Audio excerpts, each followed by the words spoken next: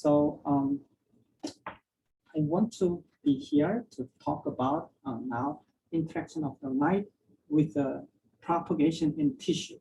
So this is very important concept. Now, when the light interacts with the tissue, what happens? In fact, the photon will interact the scatter in your tissue, but somehow over time they will diffuse out to lose their direction. Let me show what happens here. So this is, let's say, biological tissue. And you send out, let's say, laser light or photon in one direction. What happens is there's an average distance that the photon, one collision to the next collision. So this part is almost, you can see the direction of the light. So that we call ballistic regime, which means the light is more or less considered as a linearly propagating, but over accumulate, there are a lot of scatterers, so they start to bend, and scatter. So photon scatterings increase, and by the time over here, you see here it's kind of diffuse. You can consider like candle light, and with the if you look at the candle light across this body of the candle, you see this like random, very hazy. And now you don't see any directionality. It's completely random. So I want to give you for visible light typically. So we define the first of this ballistic regime as a mean free path, which is only about 0.1 millimeter or 100 micron. That's why your pathology microscope slide or confocal microscope cannot see clearly beyond this range. However, light can also go through this while it loses the directionality. So that we call transport mean free path. So I define here, this is about 10 times longer, so it's about 1 millimeter.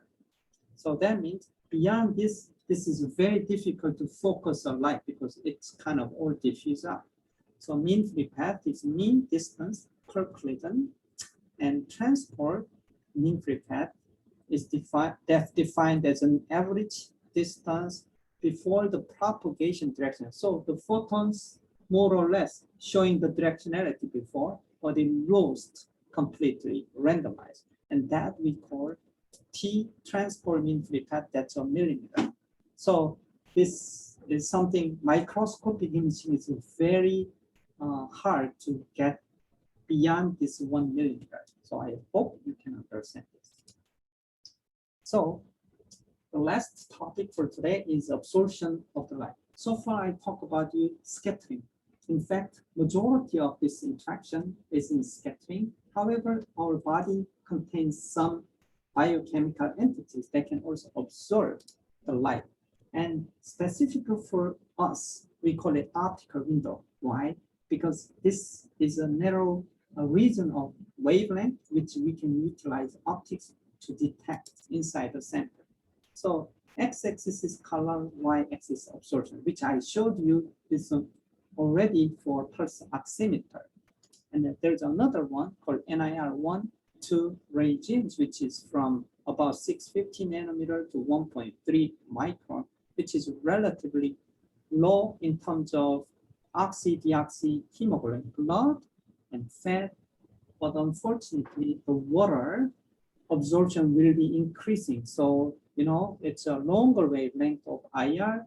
Now you cannot see deeper because your actually energy is absorbed by water. So that regime we call optical window. So that, as you saw, scattering makes light propagate approximately 0.1 millimeter before scatter, which means if the sample is thicker than this, it's very hard to make a clear sample images. Okay.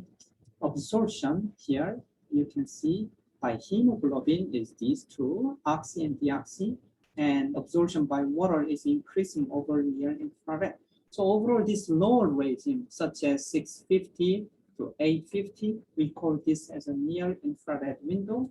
This is the best wavelength when you are looking for deep inside tissue for penetration, and so that you can probe the structure and functional aspect of the sample. So this is a preferred colors of the light when you use light for probing the biological tissue. So that we call optical window, and I give you a first oximeter. And this one is for reference, containing not only this blood, but also melanin, collagen, fat.